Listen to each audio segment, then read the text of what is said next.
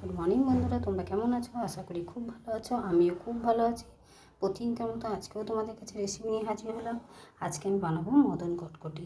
মদন কটকটি তো দোকান থেকে কিনে খেয়েছো, যদি একবার বাড়িতে বানিয়ে খেয়ে দেখো আমি যেভাবে বানাচ্ছি তাহলে মন্দ হয় না।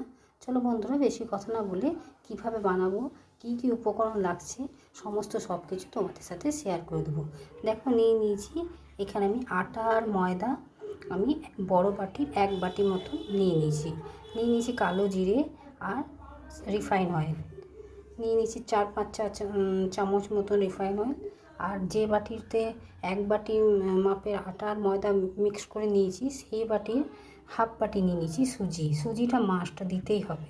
আর আমি নিয়ে নিয়েছি চিনিটাকে আমি অনেকটা পরিমাণে গুঁড়ো করে রেখে দিয়েছি যাতে অনেক রকমভাবে কাজে লাগে। এবার আমি সমস্ত উপকরণগুলো আগে একটা বাটির মধ্যে ঢেলে দেবো। দেখো বন্ধুরা, সুজিটা আমি সমস্ত বাটিটার মধ্যে ঢেলে নিলাম আর দিয়ে দেবো পরিমাণ মতন চিনি। তোমরা যেভাবে যতটুকু মানে চিনিটা খুব বেশি বা খুব কম দেবে না, যেটুকু প্রয়োজন। মদন কটকটি তো জানো কীরকম মিষ্টিটা থাকে, সেরকম পরিমাণে আমি 1 চামচের মানে একটু বেশি দিলাম চিনিটা। এবারে আমি খুব ভালো করে মেখে নেব, সব উপকরণগুলোকে মিশিয়ে নেব। চিনিটা আমি মানে বড় চামচের 1 চামচ চিনি দিয়েছি। এটা মিডিয়াম চামচ, এটা খুব বড়ও নয় খুব ছোটো নয়, তাই 1 চামচ আর অল্প দিয়েছি, সেই হিসেবে বড় চামচের 1 চামচ। এবার আমি খুব ভালো করে মিশিয়ে নেব। দেখো বন্ধুরা, ময়ামটা খুব ভালোভাবে মিশিয়ে নিলাম ময়ামের সাথে একদম সমস্ত উপকরণ। আর একটু সামান্য পরিমাণে নুন দিয়ে দিচ্ছি, একদম 1 চিমটে, না দিলেও কোনো ক্ষতি নেই। দেখো মুঠি করলে ধরা যাচ্ছে, তাহলে জানবে যে ময়ামটা ঠিক হয়েছে। এবার আমি অল্প অল্প করে জল দিয়ে মেখে নেব।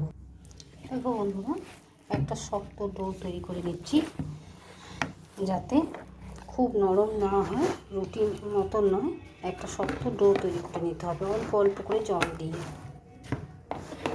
তারপর আমি কিছুক্ষণ ঢাকা দিয়ে রেখে দেব, তারপর বেলুন চাকিতে রুটির মতন করে বেলে নেব। রুটির মতন বলতে খুব পাতলা নয়, মোটা করে। দেখো বন্ধুরা, শক্ত একটা ডো তৈরি করে নিয়েছি। এবারে আমি এটাকে বেলে নেব, বেলে নিয়ে তারপর তোমাদের কাছে ফিরে আসছি। দেখো বন্ধুরা, আমি একটা দেখো মোটাটা দেখো কীরকম, এইরকম মোটা রেখে তোমাদের বেলে নিতে হবে। সামান্য পরিমাণে আমি ময়দা দিয়ে বেলে নিলাম। এবারে আমি একটা চাকু নিয়ে নিয়েছি, চাকু দিয়ে লম্বা লম্বা করে কেটে নেব, যেরকম মদন কটকটির শেপটা হয় সেরকম লম্বা লম্বা করে কেটে নিয়ে তারপর তোমাদের কাছে ফিরে আসছি। দেখো বন্ধুরা, আমি চৌকা চৌকা শেপ দিয়ে কেটে নিচ্ছি। এইভাবে আমি প্রত্যেকটা একই মাপের আমি কেটে নেব। এইভাবে সবগুলো আমি একই রকমভাবে কেটে নেব, নিয়ে তারপর তোমাদের কাছে ফিরে আসছি। আর একটা থালার মধ্যে আমি সামান্য পরিমাণে দেখো ময়দা নিয়ে ঝেড়ে দিয়েছি, এবারে এই থালাটার মধ্যে আমি রেখে দেব। দেখো বন্ধুরা, সবগুলো কেটে নিলাম, দিয়ে একটা থালার মধ্যে রেখে দিলাম। সামান্য পরিমাণে আটা দিয়ে যাতে ওর গায়ে না লেগে যায়, তাই সামান্য পরিমাণে ময়দা বা আটা ছড়িয়ে দিতে হবে, তাহলে একটার গায়ে একটা লেগে যাবে না। এবারে আমি কড়াইয়ে তেল বসিয়ে দিয়েছি, তেলটা প্রায় গরম হয়ে এসছে। দেখো বন্ধুরা, কড়াইয়ে আমি তেল দিয়ে বসিয়ে দিয়েছি। এবার তেলটা প্রায় গরম হয়ে গেছে, তেলের মধ্যে আমি আস্তে আস্তে সব ছেড়ে দেব।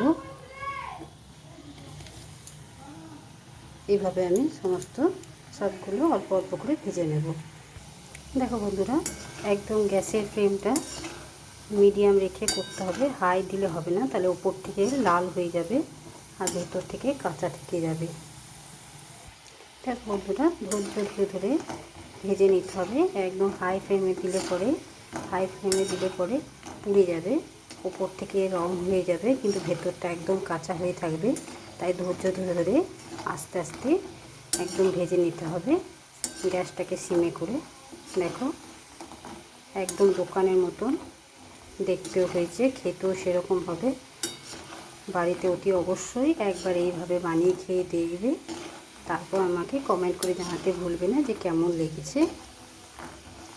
এবারে আমি এগুলো তুলে নিয়ে তারপর বাকিগুলো একই রকমভাবে ভেজে নেব। দেখো বন্ধুরা, এগুলোকে তুলে নিলাম, দেখছো কত আওয়াজটা। এগুলো তুলে নিয়ে একই রকমভাবে বাকিগুলো ভেজে নিচ্ছি। আমি 3 বারে ভেজে নেব, একবারে বেশি বেশি দেব না, তাই অল্প অল্প করে ভেজে নিচ্ছি। তোমরা কিন্তু অতি অবশ্যই বাড়িতে একবার বানিয়ে খেয়ে দেখবে, আর কেমন লেগেছে কিন্তু কমেন্ট করে জানাতে ভুলবে না বন্ধুরা। এইভাবে বানিয়ে আর কী কী উপকরণ দিয়েছি আরেকবার বলে দিচ্ছি।